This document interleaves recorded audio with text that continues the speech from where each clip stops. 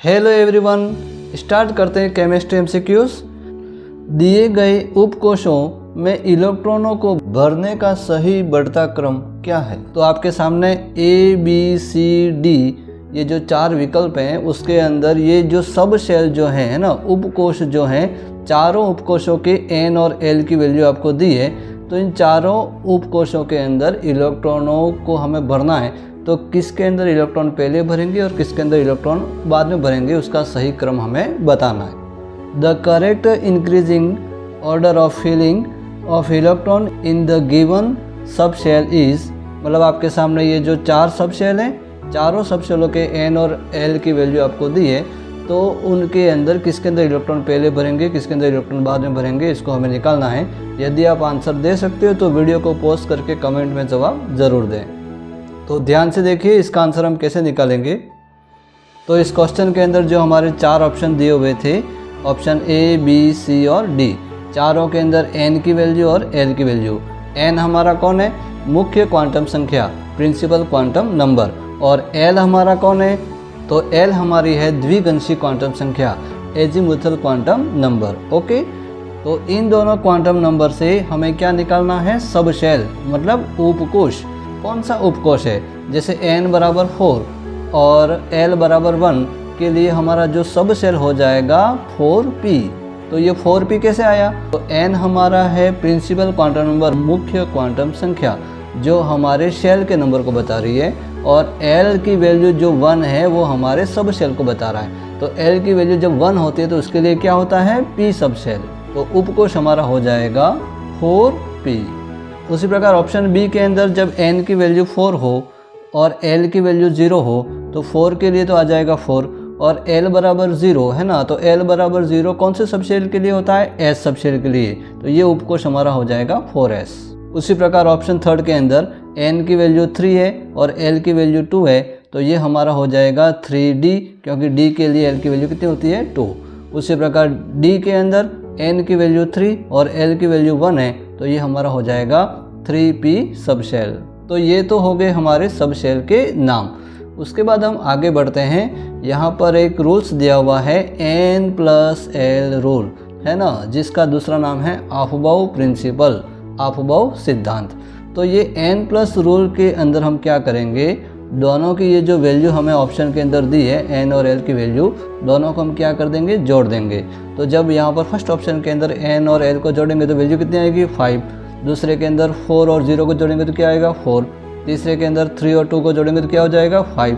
Fourth के अंदर क्या हो जाएगा? 3 और 1 को जोड़ेंगे तो 4 आ जाएगा। तो ये जो चार वैल्यू हमें प्राप्त हुई, वो चारों वैल्यू किसकी प्राप्त हुई?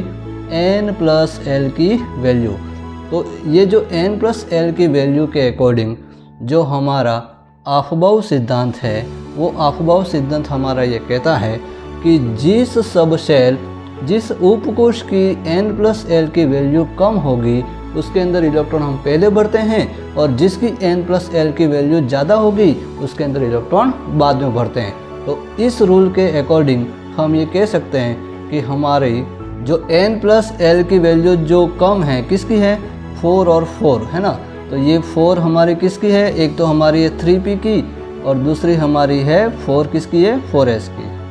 तो 4 वाली जो वैल्यू उसके अंदर इलेक्ट्रॉन हम पहले भरेंगे, फिर उसके बाद हम भरेंगे किसके अंदर? ये जो 5 वाली जो वैल्यू है, 5 वाली वैल्यू कहाँ पर है?